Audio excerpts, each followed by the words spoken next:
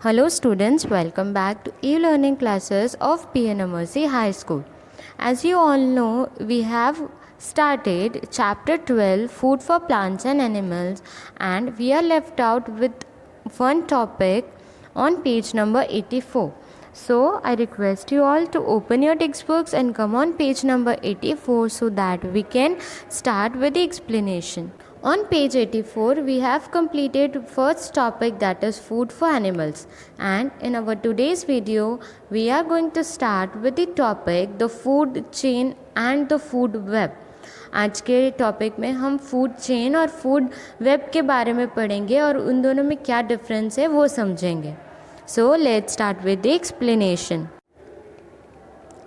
The food chain and the food web, a series of living things in which each type of organism feed on the one below it in the series, it is known as food chain.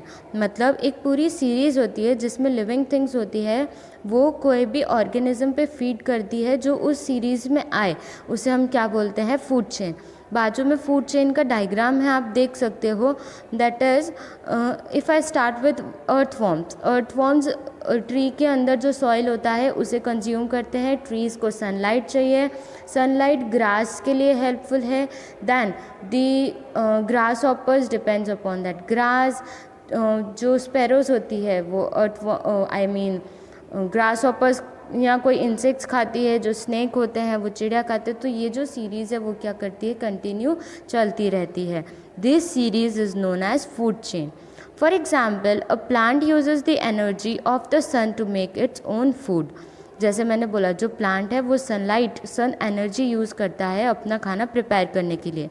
The insects is eaten by a frog which gets eaten by a snake. जो insects है वो frog जो होते हैं वो क्या करते हैं, इंसेक्ट्स को खाते हैं. और फ्रॉग को कौन खाता है, snake. Which in turns is eaten by eagle.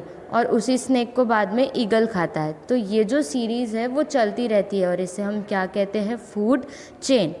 All food chain begin with sunlight which provide energy to plants.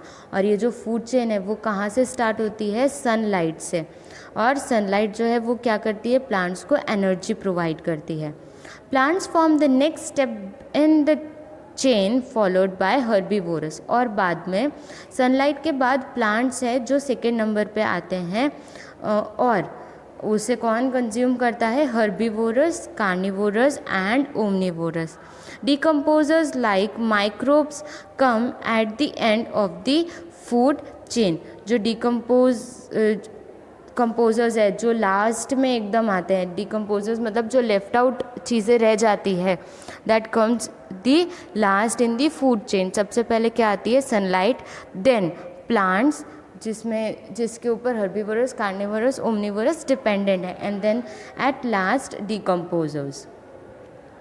As most of living things eat more than one substance, food chains are often connected to each other in a complex network. This forms a food web. जैसे living things है, ठीक है, वो एक से ज़्यादा substance पे भी डिपेंडेंट है फूड चेन में. For example, if I talk about I can say human beings, ठीक है, तो वो लोग वेजिटेरियन भी है, नॉन वेजिटेरियन भी है, वो प्लांट्स भी खाते हैं और मीट और एग्स ये सब भी कंज्यूम करते हैं.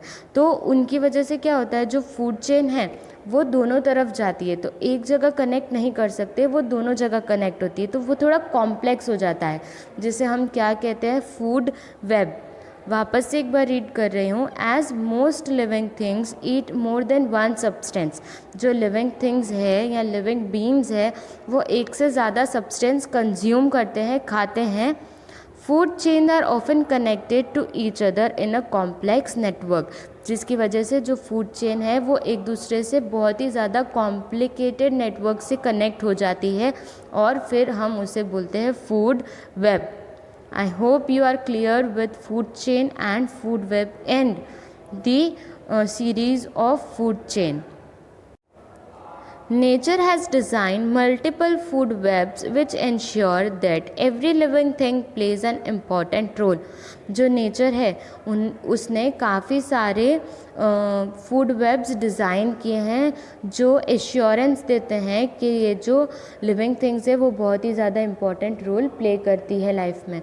For example, if there were no carnivores, the population of the herbivores would increase and there would not be enough grass and plants for them to eat.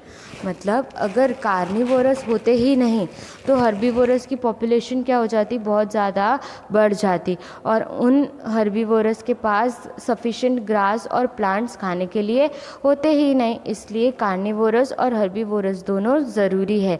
Carnivorous herbivorous को अगर अपने food की तरह नहीं खाते तो हर्बीवोरस बढ़ते ही चले जाते और उन लोगों के पास सफिशिएंट ग्रास और प्लांट्स खाने के लिए नहीं बचते. Therefore, all living things play a role in maintaining the balance of nature. ये रीज़न है कि जितने भी लिविंग थिंग्स है, जितनी भी जो भी एनिमल्स है, लिविंग ह्यूमन बीइंग्स है, जिसमें भी जान होती है, वो लोग नेचर को बैलेंस करने में बहुत ही मेजर रोल प्ले करते हैं. Our values, we should not cut trees as doing so will reduce the amount of oxygen on the planet. हमें कभी भी ट्रीज़ कट नहीं करने चाहिए क्योंकि अगर हम ट्रीज़ कट करते रहेंगे तो हमारे प्लानट पे ऑक्सीजन बचेगा नहीं और बहुत ज़्यादा कम हो जाएगा.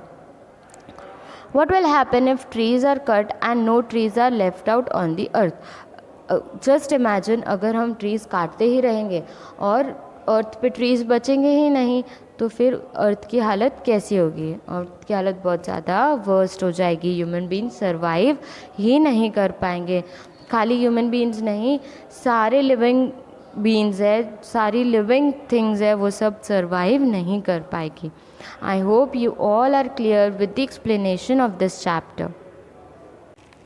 So my dear students, this is all for today's explanation. We have completed course of first semester over here. Now you will be provided with PDF of this chapter which you are going to write in neat and clean handwriting in your EVS notebook. We will meet very soon with new chapters. Till then, keep reading, keep updating your notebooks. Stay home, stay safe, take care of yourself. Thank you.